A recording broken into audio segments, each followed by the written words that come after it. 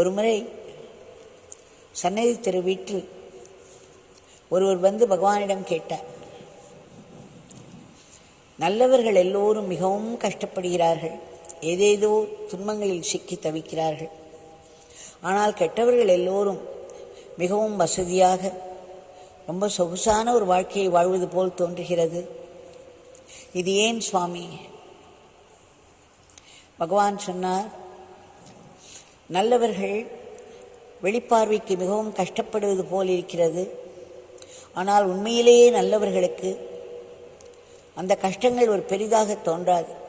அதை ஒரு பொருட்டாக நினைக்க மாட்டார்கள். அவர்களிடத்தில் மனோபலம் அதிகம் இருக்கும்.